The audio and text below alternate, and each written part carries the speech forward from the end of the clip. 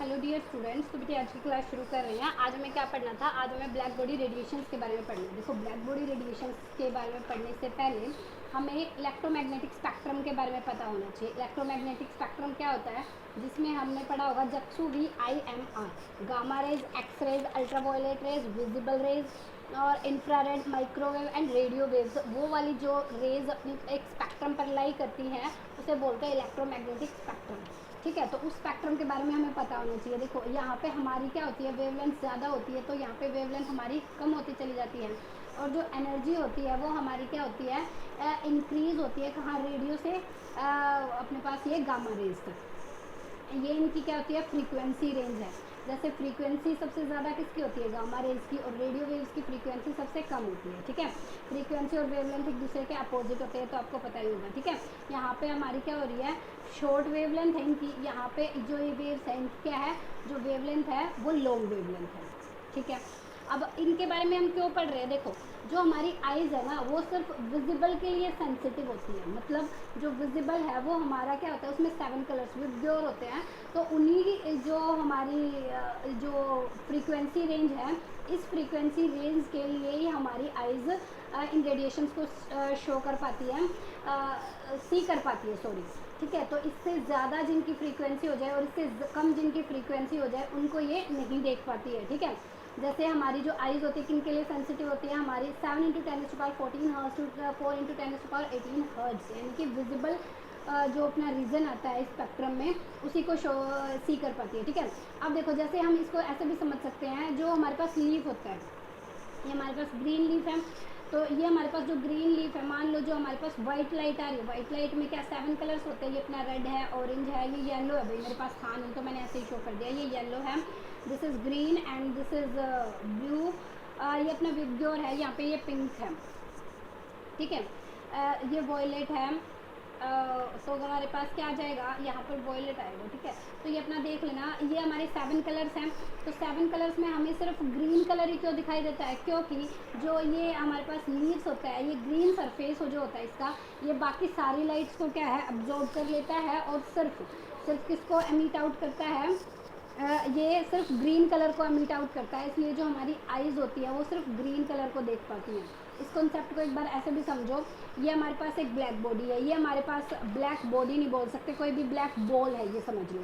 ये हमारे पास red ball है और ये हमारे पास कोई भी वाइट बॉल है। ठीक है, इस पर हमारे 7 कलर्स आएंगे तो हमें एक भी नहीं दिखाई देगा। क्यों?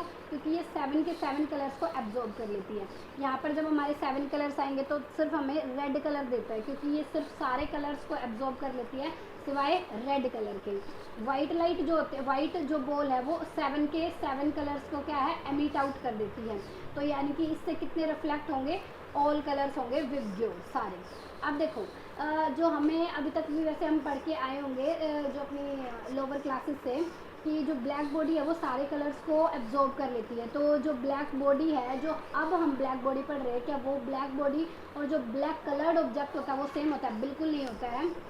क्या होता है? पहले तो ब्लैक कलर्ड ऑब्जेक्ट क्या होता है, it absorb all the radiations present in visible light.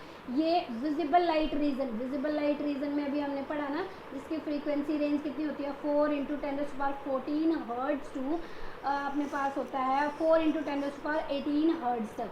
ठीक है, हमारी जो आइज़ होती है इस रेंज के लिए ही सेंसिटिव होती हैं। तो जो हमारी रेडिएशंस इस रीजन में प्रेजेंट होंगी उन्हें हम वो उनको जो एब्जॉर्ब करेगा उसे बोलेंगे ब्लैक ऑब्जेक्ट। लेकिन ब्लैक बॉडी क्या है, it absorb all the radiations present in the electromagnetic spectrum.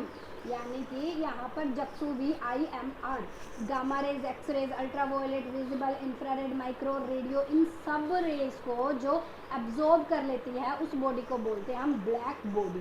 पहली बात तो ब्लैक बॉडी का कंसेप्ट ही अच्छे से क्लियर होना चाहिए। Black object and black body में डिफरेंस है। ब्लैक ऑब्जेक्ट वो होता है जो इस पूरे स्पेक्ट्रम में से सिर्फ विजिबल जो अपना रीजन है उसमें उसकी जो फ्रीक्वेंसी रेंज है सिर्फ हमारी आइज उसके लिए ही सेंसिटिव होती हैं। लेकिन जो ब्लैक बॉडी जो कंसेप्ट हम पढ़ रहे हैं वो क्या होता है, पूरी जो स्पेक्ट्रम में हमारे पास जक्सू वी आई एम आर होती है उन सबको क्या कर लेती है, एब्जॉर्ब कर लेती है। इतनी बात क्लियर। अब आ जाओ इस बात पे कि कोई भी बॉडी परफेक्ट ब्लैक बॉडी नहीं होती है। मतलब कि जो ये हमारा इलेक्ट्रोमैग्नेटिक स्पेक्ट्रम है, ये कंप्लीट जितनी भी रेडिएशंस इसमें होती हैं सबको कोई भी बॉडी एब्जॉर्ब नहीं कर सकती। यहाँ पे हम एक प्रैक्टिकली बॉडी बनाते हैं। एक साइंटिस्ट है फेरी नाम के, उन्होंने क्या है एक प्रैक्टिकली एक ऐसी बॉडी बनाई थी जो नियर बाय 97% ये जो अपना इलेक्ट्रोमैग्नेटिक स्पेक्ट्रम है इसकी जो लाइट रेज होती हैं, ये जो अपने पास रेडिएशंस होती हैं उनको एब्जॉर्ब कर लेती है, लेकिन 3% वो भी नहीं कर पाई थी। तो कोई बॉडी हमारे पास परफेक्ट ब्लैक बॉडी नहीं होती है, लेकिन प्रैक्टिकली हम मान के चलते हैं कि जो ब्लैक बॉडी उन्होंने एज्यूम की थी, जो सेटअप उन्होंने लिया था, वो 97% इनको क्या है एब्जॉर्ब कर लेती है। ठीक है, तो हमें उसी के बारे में पढ़ना है, ब्लैक बॉडी रेडिएशन। पहले ये सेटअप पढ़िए, उन्होंने क्या लिया था, उन्होंने अपने पास यहाँ पे लैंप लिया था जिसे हम बोलते हैं लैंप ब्लैक। ये लैंप ब्लैक क्या लिया था, यहाँ पे एक वो सफेरिकल टाइप की एक बॉडी ली थी। ठीक है, उसको अंदर से ब्लैक कर दिया था, और वो जो ब्लैक था वो अपने पास लैंप ब्लैक था। लैंप ब्लैक क्यों लिया था उन्होंने, क्योंकि ये सबसे ज़्यादा अच्छा जो होता है वो एब्जॉर्बर होता है रेडिएशंस को एब्जॉर्ब करने के लिए। ठीक है, तो यहाँ पे अपने पास इस यहाँ पे एक होल रख दिया था, यहाँ पे मतलब थोड़ी सी ये लगा लो स्लिट टाइप कुछ ऐसे कि जिससे रेडिएशंस जा सके। यहाँ से हमने इंसिडेंट कराई थी रेडिएशंस। यहाँ पे अंदर उसने एक यहाँ पे सीट जिसका मैंने नाम दिया वो है कोनिकल रिफ्लेक्टर, एक रिफ्लेक्टर लगाया था जो रेडिएशंस को आने के बाद रिफ्लेक्ट करेगा। ठीक है, और अंदर से इसको क्या कर दिया था, ब्लैक कर दिया था। अब देखो यहाँ पे जो रेडिएशंस आएंगी वो यहाँ पे जाएंगी, यहाँ से कुछ एब्जॉर्ब हो जाएंगी, एब्जॉर्ब होने के बाद जो बच जाएंगी वो रिफ्लेक्ट होकर यहाँ पे आएंगी। अब यहाँ पे आने के बाद अगेन कुछ क्या है एब्जॉर्ब हो जाएंगी, जो बचेंगी वो यहाँ पे रिफ्लेक्ट होके जाएंगी। ठीक है, यहाँ पे फिर क्या है अगेन क्या होगा, एब्जॉर्ब हो जाएंगी और जो बचेंगी वो यहाँ पे रिफ्लेक्ट होंगी, और फिर जो अपने पास रेडिएशन एब्जॉर्ब हो जाएंगी कुछ, और जो इनमें से भी बचेंगी वो यहाँ रिफ्लेक्ट हो जाएंगी। इसी तरह से ये मल्टीपल टाइम क्या होगा, रिफ्लेक्शंस होगा सॉरी ये जो मल्टीपल टाइम रिफ्लेक्शंस होगा, इस रिफ्लेक्शन के बाद हमें मिलेगा कि जो रेडिएशंस थी ना वो यहीं पे स्टक होके रह गई हैं, इससे बाहर नहीं निकली। मतलब इस अंदर वाली ब्लैक लैंप ने क्या किया है कि जो अपने पास सारी जो रेडिएशंस थी उनको क्या है एब्जॉर्ब कर लिया है मल्टीपल रिफ्लेक्शंस के कारण। ठीक है, तो इसी टाइप के कुछ सेटअप को हम बोल देते हैं ब्लैक बॉडी रेडिएशंस। ये सबसे पहले किसने किया था, एक साइंटिस्ट थे फेरी, उन्होंने इस सेटअप को तैयार किया था। तो इसे हम प्रैक्टिकल ब्लैक बॉडी बोलते हैं, ऐसे कोई परफेक्टली ब्लैक बॉडी है नहीं। ठीक है, इसी को आगे पढ़ते हैं एक बार। A perfectly black body is one which can absorb all the radiations incident on it. ठीक है, परफेक्टली ब्लैक बॉडी वो क्या होती है, जितनी भी इंसिडेंट उस पर रेडिएशंस कराई जाए सबको क्या कर लेती है, absorb. It is not possible, लेकिन वो क्या नहीं है, पॉसिबल नहीं है to make a perfectly black body, but Ferry designed a black body. लेकिन उन्होंने डिज़ाइन किया था एक black body which can absorb 97% of the radiations, जो एब्जॉर्ब करता है 97% ऑफ जो वो स्पेक्ट्रम है उसकी रेडिएशंस को। इंसिडेंट ऑन इट, यानी कि जितनी भी रेडिएशन उस पर इंसिडेंट कराई थी उनका 97% उसने एब्जॉर्ब कर लिया था। It consist of a double walled hollow metallic sphere. तो उसने एक डबल वॉल अपने पास क्या लिया था, होलो मेटेलिक स्फीयर। ये क्या है, होलो मेटेलिक स्फीयर। ठीक है, hollow metallic sphere having a fine opening, यहाँ पे एक ओपनिंग है जिसका मैंने नाम दिया है O, on one side of the one side as shown in figure, जैसे हमें दिखाया गया। ठीक है, आगे क्या है, the inner wall is coated with the lamp black. ठीक है, इनर वॉल जो हमने लैंप ब्लैक से कोटेड कर दिया, क्यों किया है, क्योंकि जो लैंप ब्लैक होता है वो बहुत अच्छा एब्जॉर्बर होता है। ठीक है, the air from inside the body is evacuated to reduce the losses due to the conduction etcetera. ठीक है, उसको इवैक्यूएट कर दिया था जितनी भी एयर अंदर बची थी, due to the losses due to conduction etcetera. ठीक है, जो अपने पार्टिकल्स होते हैं उनको कंडक्शन उसमें कोई वो ना हो, एक दूसरे से टकराए तो कोई प्रॉब्लम ना आए, मतलब कोई मीडियम ना आ जाए वहाँ पे। This helps in maintaining the temperature and closer constant.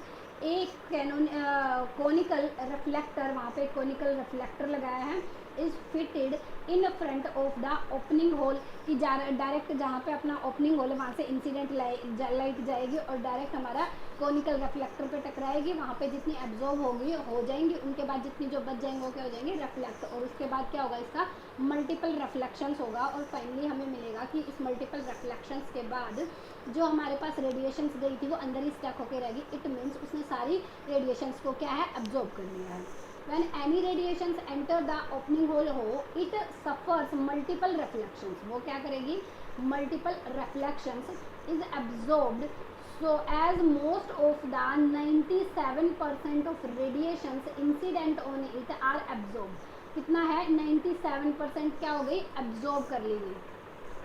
Therefore it act as a black body when a black body is heated, यानी कि जब उस black body को हीट किया गया, अब देखो जो बॉडी जितनी ज़्यादा अच्छी एब्जॉर्बर होती है वो इतनी ज़्यादा एमीटर होती है, यानी कि जब एक बार ब्लैक बॉडी ने क्या है, सारी रेज को क्या, रेडिएशंस को एब्जॉर्ब कर लिया, उसके बाद जब उस ब्लैक बॉडी को हीट किया गया तो सारी जो रेडिएशंस उसने एब्जॉर्ब की थी उनको एमिट आउट करना शुरू कर दिया।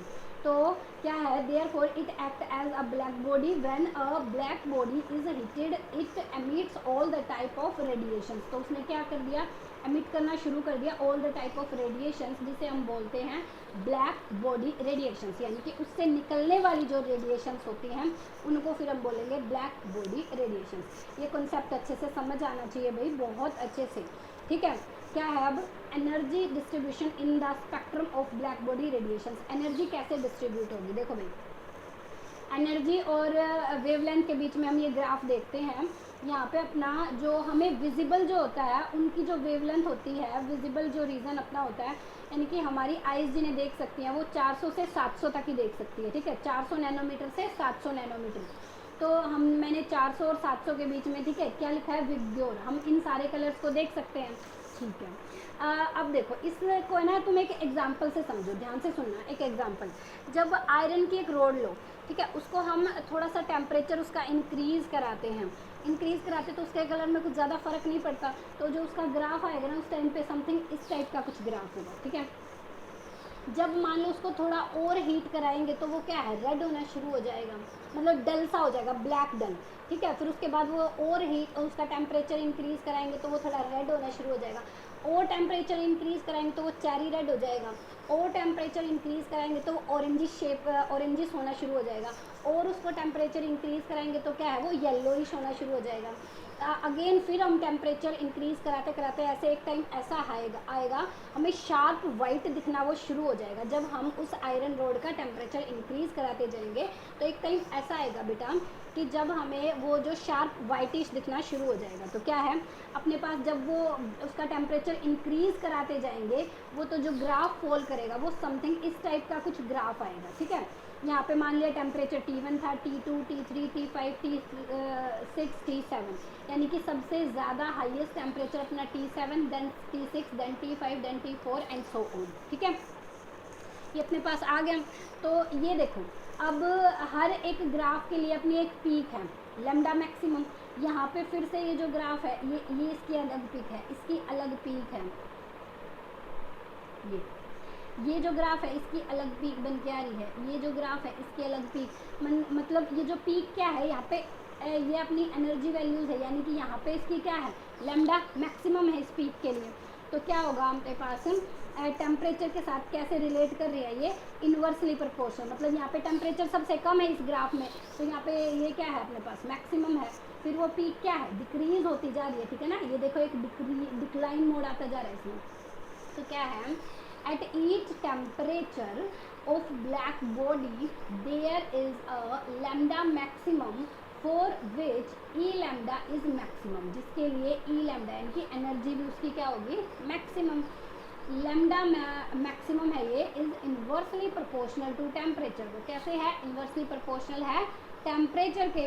तो lambda maximum inversely proportional to temperature, lambda maximum is equal to constant upon में टेम्परेचर। तो ये अपने टेम्परेचर को इधर ले आएंगे तो ये समथिंग क्या है, कुछ कांस्टेंट वैल्यू देगा, ठीक है।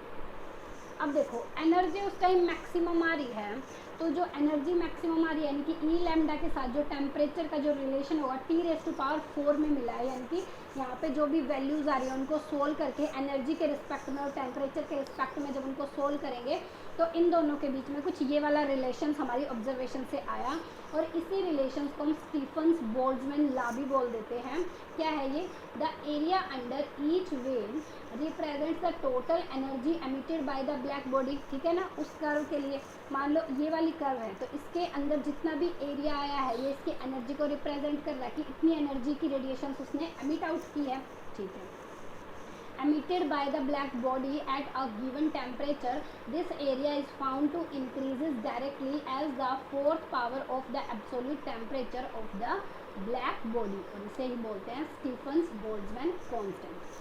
तो बेटा ये कंप्लीट इन्फॉर्मेशन थी from my side about black body radiations. ठीक है, इसको बहुत ध्यान से आपको समझना है।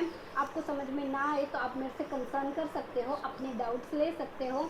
अगर एक बार देखने से समझ ना आए आप वीडियो को दोबारा सुन लेना। मैंने कोशिश की है इसके बारे में जितनी बातें मैं आपको बता पाऊँ मैंने बताने की पूरी कोशिश की है। फिर भी कोई पॉइंट इसका रह जाए या फिर आपको किसी पॉइंट में कोई दिक्कत हो, कुछ समझ ना आए तो आप कंसर्न कर सकते हो मेरे से, अपने डाउट क्लियर कर सकते हो। ठीक है, और पढ़ते रहिए। All the very best, thank you.